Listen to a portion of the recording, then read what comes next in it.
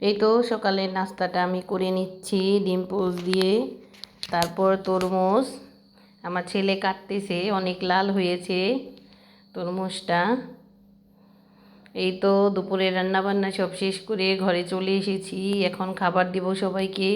আসসালামু আলাইকুম, আশা করি সবাই ভালো আছেন। যে যেখান থেকে আমার ভিডিওটা দেখছেন সবাই কমেন্ট করবেন, লাইক দিবেন, সাবস্ক্রাইব করবেন। এই তো এখন নাস্তা রেডি। এখানে আছে এই পরোটাও আছে, রুটিও আছে, তারপর আছে আজকে সবার জন্যই আছে ডিম পোচ। আজকে আর পেঁয়াজ দিয়ে ডিম ভাজা হয়নি। চাও আছে, চা আমাদের প্রতিদিনই থাকবে। এই তো আমি এখন নাস্তাটা করে নেব। কেউ এখনও উঠেনি, আমার ছেলে উঠেনি, আব্বু উঠেনি, এর জন্য আমি আগে নাস্তাটা করে নিলাম বিসমিল্লাহ বলে। তো এখন খাচ্ছি, তারপর একটু চা খেয়ে নেব। এই তো নাস্তা করার পর সব কাজকর্ম শেষ করার পর এখন আমার ছেলে তরমুজ খাবে বলতেছে। তরমুজ নাকি সেই আবার কাটবে। এই তো কাটতেছে, ছুরি দিয়ে মাঝখান থেকে শুধু কেটে দিবে, তারপর আমি আবার বটি দিয়ে পিস পিস করে দেব।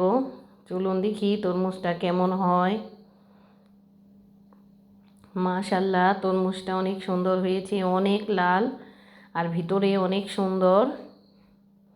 তো আরও একটা টুকরা দিয়ে দিচ্ছে, তারপর আমি বটি দিয়ে কেটে দিচ্ছি ছোটো ছোটো করে। আমি আবার ছুরি দিয়ে ওরকম ভালো করে কাটতে পারি না, পিস পিস করে দিলে খেতে সুবিধা হবে, সবাই খাবো আমরা। এই তো কেটে নিচ্ছি, ভেঙে যায় অনেক, ভিতরে লাল হয়েছে, কাটতে গেলেও ভেঙে যায়। তো আরও বেশি করে কেটে নেব। এখন দুপুর, এর জন্য তরমুজ খেতে আরও ভালো লাগবে। তো তরমুজ কাটা শেষ, সবাই এখন খাবো। তরমুজ খাওয়া দাওয়া শেষ করে এখন রান্না করতে চলে এসেছি। আজকে রান্না করব ডিম, তাও আবার 3টা। শুধু দুপুরেই খাওয়া দাওয়া করব ডিম দিয়ে। তো ডিম ভুনা করে নিচ্ছি। তো ডিম হয়ে গেছে, এখন নামিয়ে নিব। একদম অল্প তরকারি।